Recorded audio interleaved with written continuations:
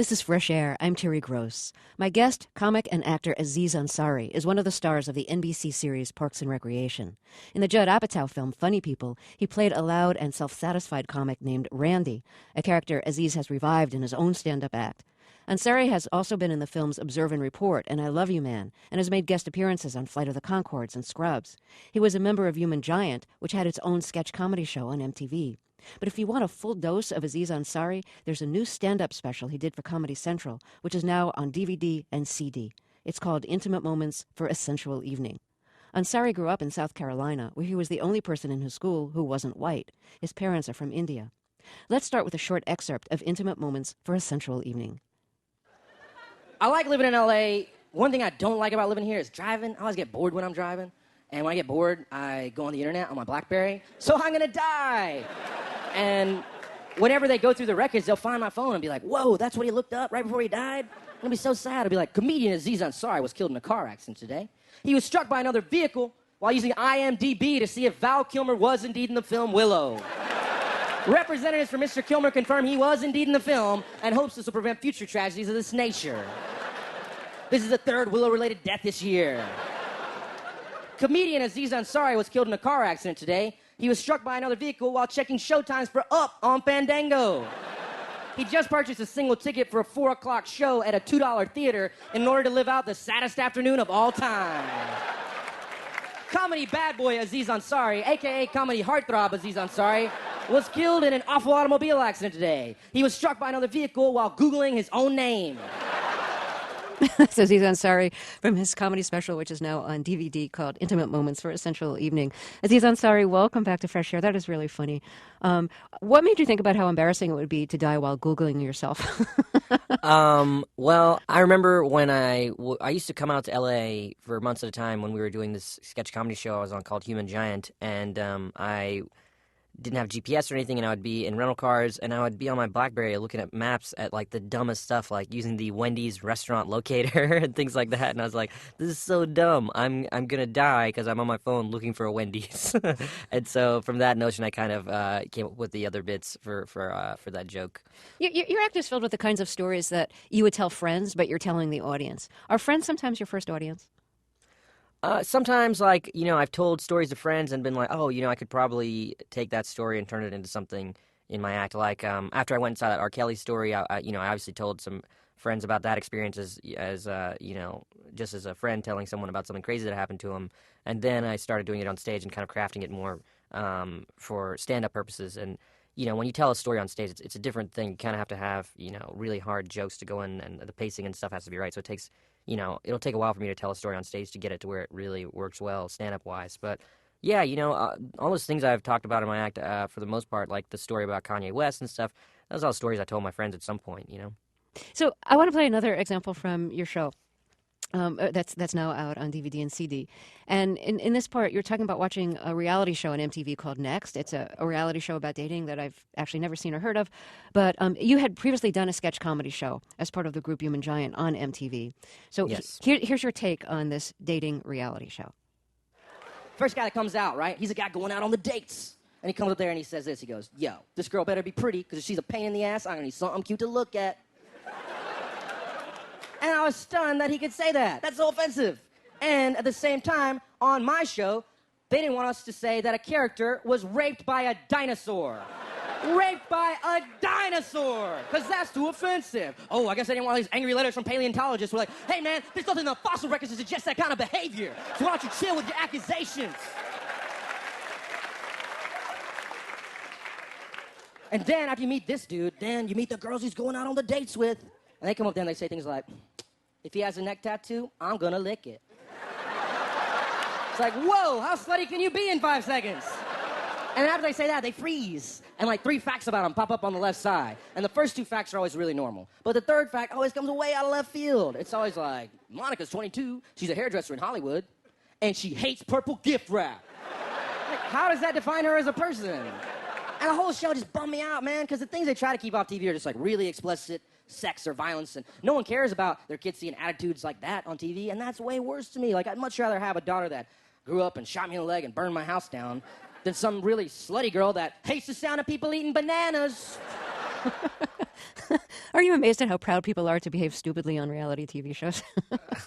Man, every time I've seen that show next, yeah, you really can't believe how terrible the people are that go on that show. What if each time you came back from a clip, I was just sitting here just laughing so hard at my own stuff?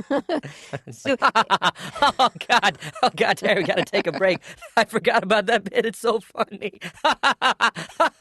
And you're like, oh my God, this guy's really full of himself.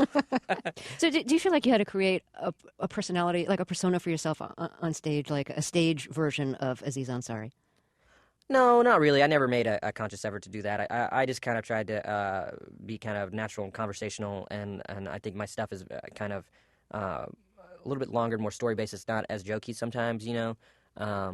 So yeah, I just try to create like a vibe of someone kind of casually telling you stories and things like that. Now, you did create an alter ego comedian named Randy, which you portrayed in Funny People, and there's some really funny. You can find these on YouTube. Really funny video. Wait, you're not going to play any excerpts from the Oh, they're the so Randy filthy. There's like absolutely no word I could probably play Yeah, on the radio. wait, can you say tatties? That's not even a real word. That's a word that Randy made up. Tatties. Right. You can say tat. Let's just both say tatty. Terry, can you just say tatties real quick just to do it? Oh no, I would never say that word. But that's not a real word. I know. Randy made up that word. I know. You could I know, say I it. know. You're gonna make me It say would be a landmark moment for NPR if you just said tatties one time. It's not a real word. They don't have to bleep it. It's an imaginary word. Put it in a sentence for me. Look at those tatties. They gotta let this on, please. They're definitely not gonna put any of it on NPR. Okay, imaginary scenario. 4-year-old says to his mother, "Mommy, what's a tatty?" She'll be like, I don't know. Is that something you heard on NPR? Then it must mean an intellectual endeavor involving. Tatties refers to a rare form of violin playing that was practiced in ancient Denmark. Thank you. Tatties that's among my favorite type of music. You said tatties. There You you did go. it. You did. So tell us how you created your alter ego, Randy. For like who is Randy? So Randy was a character in the film Funny People that was the last film Judd Apatow did, and he had this character, and he there's very little bit of stuff written It's for a Randy. film about Pretty stand-up small comics, character. and you play Yes. one of them. You know, who's Yes, and Randy was a small character, and the idea Judd kind of pitched to me was that he wanted the guy to be like really cocky and like very concerned about things like merchandising and things like that. So that was kind of the basic idea. And the other notion in my head all the time was like, okay, every time I've done comedy in like traditional comedy clubs, there's always these comedians that do really well with audiences, but that the other comedians hate because they're just doing kind of cheapy stuff like dancing around or doing like very kind of base sex humor a lot and stuff like that. So I kind of took that idea and ran with that as well. And I watched a lot of comedians like. I really like this comedian Cat Williams, and he's very energetic, and he's really funny. But I saw that, and I was like, well, what if somebody just saw that and it just was like, oh, I can do that. It's just like yelling around and saying stuff about your penis, and did it badly. And that's another kind of thing about Randy that I kind of took. and it's great. His DJ is called Ol Youngin. I love. Yeah, the name. that's this guy Brandon Johnson, who's very funny. I was at the UCB theater in LA. It's a theater I perform in, and I was kind of workshopping the Randy material. Like once we had the Randy character, the idea of it, I was at first just kind of doing my material and just kind of jumping around and yelling it in different ways and stuff. And then as we were filming, I was like, well, I should just write specific material for Randy because Randy wouldn't talk about the stuff Aziz talks about. So that's when I kind of wrote this stuff about the really dirtier stuff. And one night I had this idea of like, oh, well, Randy should have a DJ. And so I loaded up my laptop with like these sounds. Like a lot of DJs and hip hop artists, when you see them perform live, they will have this reggaeton horn sample that just goes bam, bam, bam, bam. And rap artists use it like to death. And it's just like anytime you go see a rap show, they like hit that thing way too much. Like they'll just be like, "You guys psyched to be here tonight." Bam, bam, bam, bam, bam, bam, bam. So I was like, well, what if a comedian used that sound too, the same way rappers do? So I wrote that, and I recorded myself just going Randy, just like that. And so like my idea was like whenever I would do a joke at the end, it would just be like. And then I was like, I gotta get out of here, Randy, and so that was the idea. And I was just going to keep the laptop on the side of the stage, and then after I finished the joke, like, jump over and just start hitting those buttons like crazy. So, like, I would finish a joke, and there'd be like, ran, dee, like that. And my friend Brandon was there, and I was like, oh, Brandon's really funny. What if he's just the DJ? And so he did it, and like right away, I could tell he was just going to be awesome at this. And so every time I did Randy after that, he was there. My guest is comic and actor Aziz Ansari. His Comedy Central special just came out on CD and DVD. Ansari co-stars on the NBC series Parks and Recreation. Amy Poehler plays the head of the Parks and Rec department in a small Indiana town. Ansari plays Tom Haverford, one of the people who works for her in the department. Let's hear a scene. Poehler has just been trying to convert a big pit into a park. She started a community garden in the pit. People have just really embraced this and planted the coolest stuff. And Tom is our master horticulturist. He knows all the scientific names for everything, right, Tom? Yep. Like this? What's this, Tom? Those are, of course, tomatoes, or Soldier Boy Telos. Whenever Leslie asks me for the Latin names of any of our plants, I just give her the names of rappers. And those over there? Those are some ditties. There's some Bone Thugs and Harmoniums right here. Growing beautifully. Those Ludacruses are coming in great. A lot of people know you from the TV series Parks and Recreation.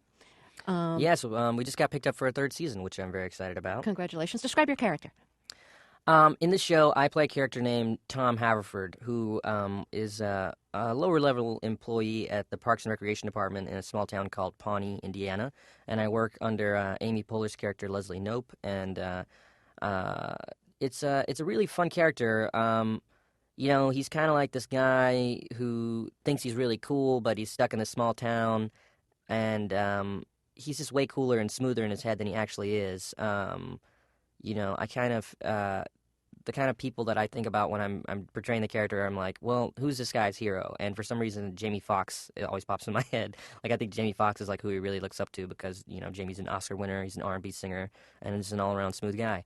Now, one of the things that happens to your character in Parks and Recreation is something that I imagine happens to you as well.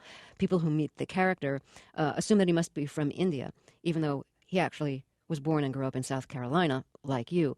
And he has changed his name to Tom Haverford from Darwish Sabir Ismail Gain. Ghani. Ghani. It's Darwish Sabir Ishmael Ghani. Yeah. Yeah. So, which is my cousin's name. Oh, yeah. You always talk about your cousin Darwish. I didn't realize that was his full name. Yeah, I put his name on there just so he would watch it and freak out. Did he freak out? Yeah, he was like, man, all these people just started emailing me and say use my name in the show. So here's a scene from a party in which you and the Leslie Knope's character she's there with her boyfriend, and you and she are trying to impress him. He assumes you're from India. God, India is so amazing. Let me tell you something. That is my absolute favorite place to travel. Where did you say your parents were from? The south part. Ugh, the southern part's always the best part of anything. Have you ever been to Kunaman Mosque? Down in Tamil Nadu? Are you kidding? My uncle practically runs the place. I've prayed there. It's sick. Tell me everything, right now. One sec. I just gotta hit the loo, as those bastard British imperialists would say. Last time I was in India, I was 8 years old. I stayed inside the whole time playing video games. I got a bone up. 4th largest coal reserves in the world. And what you're doing is you're in another room at the computer boning up by Googling or going on Wikipedia or something so that you can answer his questions. It sounds smart. Yeah, that was a funny bit they wrote. I thought that was really funny because I always meet white people that know way more about India than I do, and have probably spent more time in India than I have. And it always cracks me up because like people assume I know a lot, and it's like, no, I don't really. I haven't been there that much. I've been there 2 or 3 times, and it's not something I'm proud of. I wish I knew more and wish I'd spent more time there, but I haven't. Yeah, I thought that was kind of a smart bit that they put in there for me to do in the show. Yeah.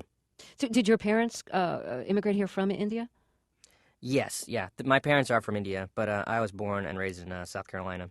And you were the only person in your school up to 10th grade who was not white, right? Yes, I went to this small school in Bennettsville, South Carolina, where I'm from. There's 9,000 people there. And I was the only minority in the whole school. There wasn't even any Asian people, nothing. And then in 11th and 12th grade, I went to this school called the Governor's School for Science and Math, which is like this public boarding school where they kind of take kids that are advanced in science and math. Geniuses, such as myself. I went there in 11th and 12th grade, and there I finally saw an Asian person for the first time ever. And that school, it was much more racially diverse, and I met people of different backgrounds and stuff. And also, even just meeting kids from different parts of South Carolina was good because everyone in Bennettsville is from Bennettsville and talks like people from Bennettsville, etc. In the Governor's School, I met some people that are from Greenville and Columbia and Charleston and Somerville, which are compared to Bennettsville, may as well be like New York or LA, because Bennettsville's kind of a small, bubble. But, that's kind of where I lost my southern accent and stuff like that. And it was a good experience. But, yes, when I was growing up in Bennettsville, I was the only non-white kid in the whole school. But I think when people hear that, they immediately think like, wow, that must have been horrible. Like people threw stuff at you every day and it was horribly racist. And it really wasn't. Like occasionally, I was telling someone this the other day, like occasionally there was like a racist thing that happened every now and then. But for the majority of the time, I may as well have just been a really tan white kid. Because, I may as well have just been like a fat kid. Sure, every now and then people make fun of you for being fat, but most of the time people are just like, all right, that's the way it is. So we're going to squeeze in one more clip here. Sure. Here's another clip from Aziz Ansari's Comedy Central special that's now out on DVD and CD. And this is something that is in part talking about movies. I don't think I really need to set it up, though. I was doing an interview once, and this guy goes, you must be pretty psyched by all this Slumdog Millionaire stuff. And I was like, yeah, I am. I have no idea why, though. I had nothing to do with that movie. It's just some people that kind of look like me are in this movie that everyone loves and winning Oscars and stuff. And I was like, whoa, whoa, whoa. Are white people just psyched all the time? It's like, Back to the Future, that's us. Godfather, that's us. Godfather Part 2, that's us. Departed, that's us. Sunset Boulevard, that's us. Citizen Kane, that's us. Jaws, that's us. Every movie but Slumdog Millionaire and Boys in the Hood is us. You had to bleep my favorite punchline at the end of that joke. Well, what can I say? So is that a good summation of what you think of, like, identity politics? When I crafted that joke, I wasn't doing it in the idea of, like, what is my, statement on identity politics, but I think that is really how I felt. Like, I don't think that guy, when he asked that question, was being racist or anything, when he said, are you psyched about Slumdog Millionaire? Because the answer is yes, and it's actually very interesting to me, like, why are people psyched about that? Why do I get psyched that movie's doing well? I had nothing to do with it. Why is there that kind of sense of, like, camaraderie with people that are just happen to be of the same ethnicity as me? And then, then from that, I took the idea of, like, well, I mean, what I'm really saying is, so I guess white people don't have that because they're so everywhere and so successful. I guess the reason you do get excited is because, you don't really see a lot of Indian people doing Oscar-winning movies. So when you see that, you feel kind of proud, I guess. But, so if that was true for white people, they'd be psyched all the time because every movie has white people in it, Aziz Ansari, thanks so much for talking with us. Thanks so much for having me. Aziz Ansari's Comedy Central special is now on DVD and CD. It's called Intimate Moments for a Sensual Evening. I'm Terry Gross, and this is Fresh Air.